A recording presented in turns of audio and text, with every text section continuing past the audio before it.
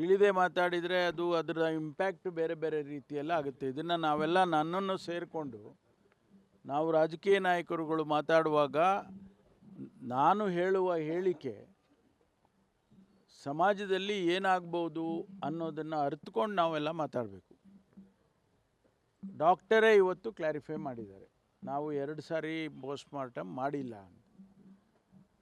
ಈಗ ಹೇಳಿದಂಥ ನಾಯಕರುಗಳು ನೋಡಿದ್ರ ಅಲ್ಲಿ ಪೋಸ್ಟ್ಮಾರ್ಟಮ್ 2 ಸಾರಿ ಮಾಡಿದ್ದಾರೆ ಅಂತೇಳಿ? ಯಾವ ಡಾಕ್ಟರ್ ಪೋಸ್ಟ್ಮಾರ್ಟಮ್ ಮಾಡಿದ್ದಾರೆ ಅವರು ಹೇಳಿಕೆ ಕೊಟ್ಟಿದ್ದಾರೆ, ನಾವು 2 ಸಾರಿ ಮಾಡಿಲ್ಲ ಅಂತ. ಇನ್ನು ಯಾರನ್ನು ನಾವು ನಂಬಬೇಕು? ಆದ್ದರಿಂದ 2 ಸಾರಿ ಮಾಡಿಲ್ಲ ಅಂತ ಏನು ಡಾಕ್ಟರ್ ಹೇಳಿದ್ದಾರೆ ಅದನ್ನು ನಾನು ಕೂಡ ಒಪ್ಕೊಳ್ತೇನೆ.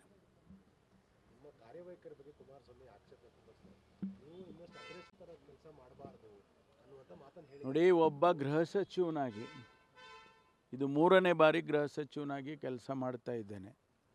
ಯಾವ ಸಂದರ್ಭದಲ್ಲಿ ಏನು ತೀರ್ಮಾನ ತಗೋಬೇಕು, ಕಠಿಣವಾದಂಥ ತೀರ್ಮಾನ ಯಾವಾಗ ತಗೋಬೇಕು, ಮತ್ತು ನಮ್ಮ ರಾಜ್ಯದ ಕಾನೂನು ವ್ಯವಸ್ಥೆಯ ದೃಷ್ಟಿಯಿಂದ ಏನೆಲ್ಲ ತೀರ್ಮಾನ ತಗೋಬೇಕು ಅನ್ನುವ ಅರಿವು ನನಗಿದೆ.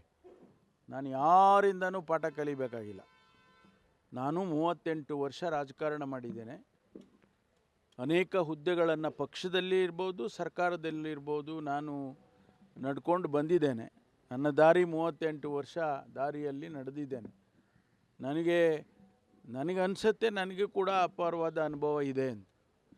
ಹಾಗಾಗಿ ನಾನು ಈ ರಾಜ್ಯದ ಕಾನೂನು ಸುವ್ಯವಸ್ಥೆಯನ್ನು ಮಾಡೋದಕ್ಕೆ ಏನು ಕ್ರಮ ತಗೋಬೇಕೋ, ಯಾವ ಸಂದರ್ಭದಲ್ಲಿ ತಗೋಬೇಕೋ, ಕಠಿಣವಾದ ನಿರ್ಧಾರಗಳನ್ನು ಯಾವಾಗ ತಗೋಬೇಕೋ ತಗೊಂಡಿದ್ದೀನಿ.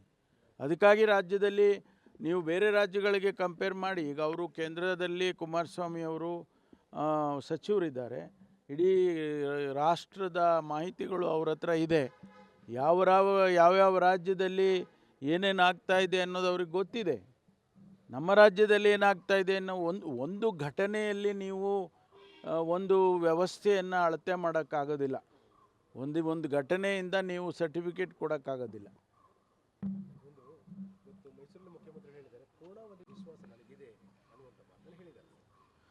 ಅವ್ರಿಗೆ ವಿಶ್ವಾಸ ಇದೆ ಅಂತ ಹೇಳಿದ ಮೇಲೆ ನಾವು ಇಲ್ಲ ಅಂತ ಹೇಳಕ್ಕೆ ಬರುತ್ತಾ?